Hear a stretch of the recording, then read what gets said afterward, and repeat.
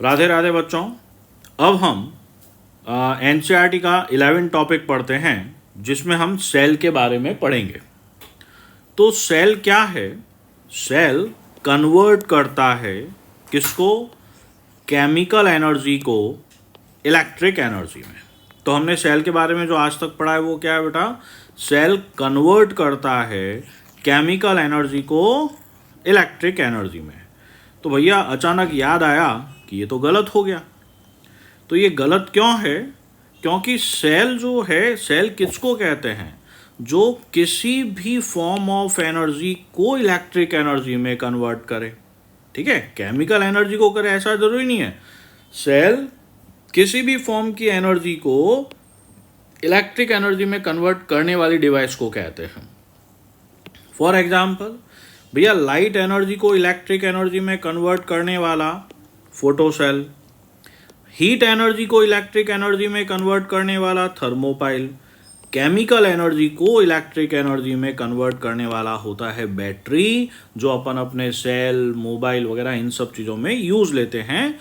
इनको electrochemical cell भी कहा जाता है। ठीक है, तो सेल क्या हुआ?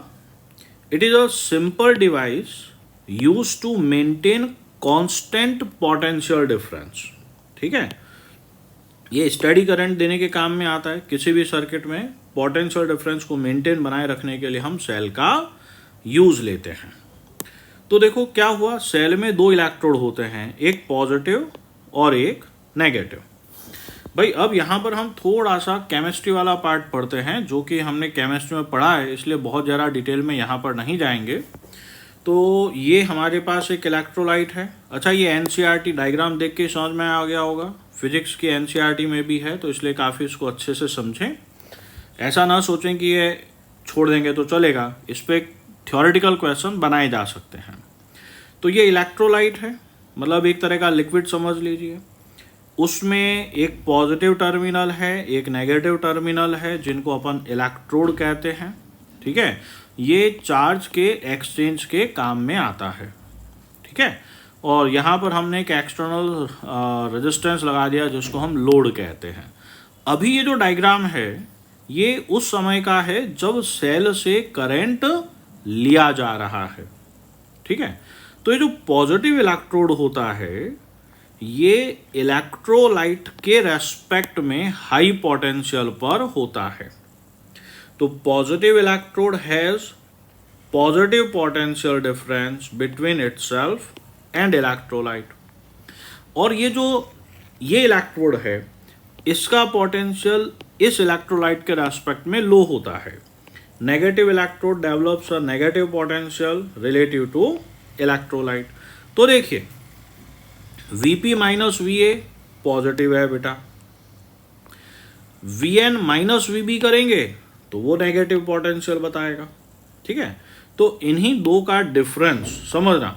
अच्छा, अगर हम सेल से करंट नहीं ले रहे, भैया इंपॉर्टेंट है, बहुत अच्छा सवाल बनता है।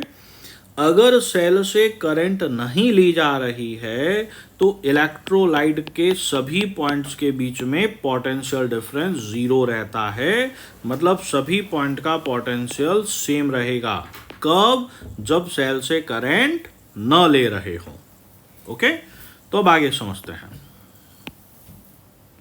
देखिए हमने पढ़ा था Vp minus Va positive potential, Vn minus Vb negative potential. तो भैया ये माइनस, ये प्लस, ये माइनस अगर हम करते हैं तो हमारे पास में देखिए क्या आ गया बेटा, Vp minus Vn equal to this.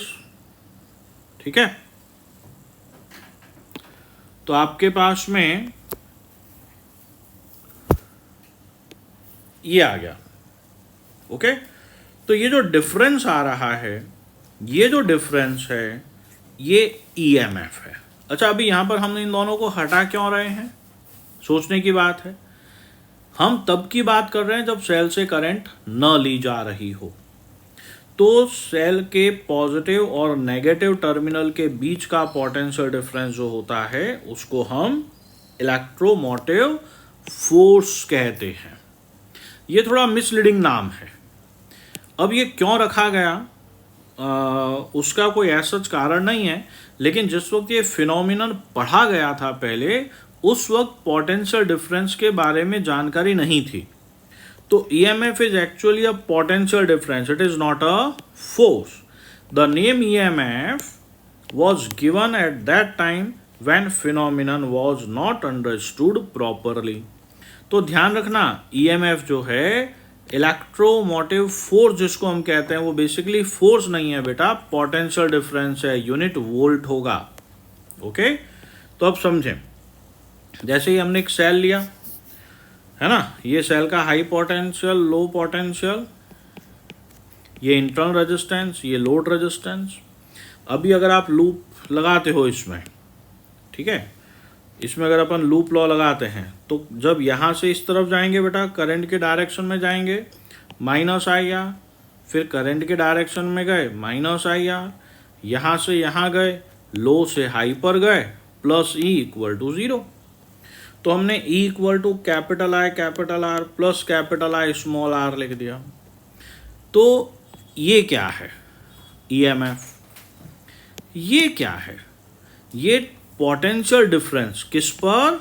Load resistance पर, ठीक है, जिसको हम टर्मिनल वोल्टेज कहते हैं। अभी इस डायग्राम में समझो, जो पोटेंशियल डिफरेंस यहाँ पर है वही पोटेंशियल डिफरेंस सेल के टर्मिनल्स के बीच में है। कब? जब सेल से करंट ड्रॉ की जा रही है। और ये क्या है बेटा? सेल के इंटरनल रेजिस्टेंस पर जो पोटेंशियल ड्रॉप हो रहा है, ये वह है। अब आगे बात करते हैं। तो अभी हमारे पास इक्वेशन आया E = capital I capital R plus capital I small r। बड़े ध्यान से समझना बेटा, है ना। तो यहाँ पर हम EMF को डिफाइन करते हैं, टर्मिनल वोल्टेज को, इस टेबल की मदद से समझना। तो EMF क्या है? Energy required to move unit positive charge throughout the entire circuit.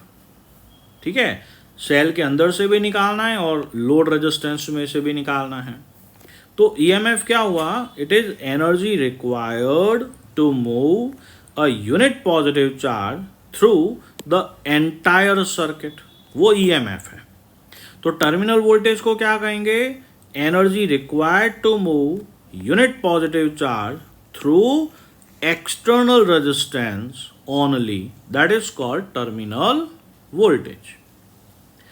EMF का दूसरा डेफिनेशन भैया, टर्मिनल्स के बीच पोटेंशियल डिफरेंस के हिसाब से देखा जाए तो it is potential difference between the terminal of cell when cell is in open circuit. मतलब जब सेल से करंट न ले रहे हों तब सेल के टर्मिनल्स में जो पोटेंशियल डिफरेंस होता है वो EMF है।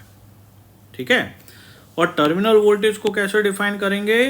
Potential difference between the terminal of cell when cell is in closed circuit, जब सेल से हम करंट ले रहे हैं।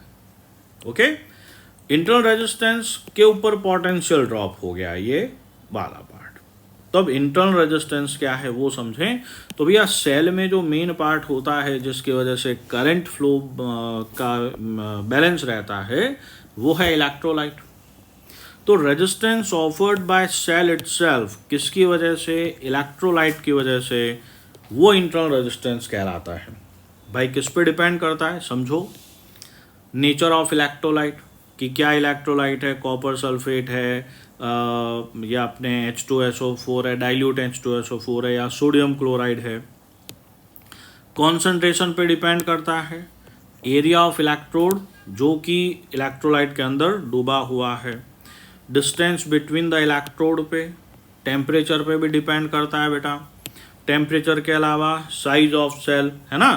देखो सेल बड़ा, इंटरनल रेजिस्टेंस छोटा, ऐसा अपने दिमाग में आता है, लेकिन फैक्ट ये है कि भैया साइज पे डिपेंड नहीं करता, ध्यान रखिएगा। Nature of electrode, duration of operation, कि कितनी देर आपने सेल को यूज लिया है। ठीक है, तो सेल का जो इंटरनल रेजिस्टेंस होता है वो इन जनरल कांस्टेंट नहीं होता। और हमने समझा हुआ है जब कोई क्वांटिटी कांस्टेंट नहीं होती, चेंज होती है, तो हम उन सभी वैल्यूज का एवरेज निकाल लेते हैं। तो इंटरनल रेजिस्टेंस जो है इन जनरल कांस्टेंट नहीं होता, तो हम उसका एवरेज ले लेते हैं। अरे भाई रुको, इंटरनल रेजिस्टेंस का एवरेज नहीं लेते बच्चे, गलत हो गया। तो इंटरनल रेजिस्टेंस का हम एवरेज नहीं लेते, ध्यान रखना। तो हम क्या कहते हैं कि गिवन टेम्परेचर पर जिस समय हम एक्सपेरिमेंट कर रहे हैं उस टेम्परेचर पर इंटरनल रेजिस्टेंस की मिनिमम और मैक्सिमम वैल्यू ये है, ठीक है। तो internal resistance can vary from its minimum to maximum value, ठीक है। अगर इंटरनल रेजिस्टेंस को हम नेग्लेक्ट कर लेंगे, कब नेग्लेक्ट करते हैं, जब ईएमएफ की वैल्यू ईएमएफ की वैल्यू जो है इंटरनल रेजिस्टेंस पे होने वाले पोटेंशियल ड्रॉप से बहुत ज़्यादा हो, ठीक है। और इंटरनल रेजिस्टेंस हर सेल से सेल वेरी करता है भैया, ड्यूरेशन के साथ वेरी करता है।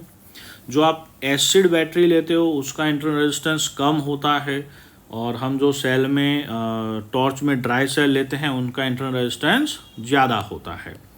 तो ड्राई सेल का इंटरनल रेजिस्टेंस इलेक्ट्रोलाइटिक सेल से ज़्यादा होता है।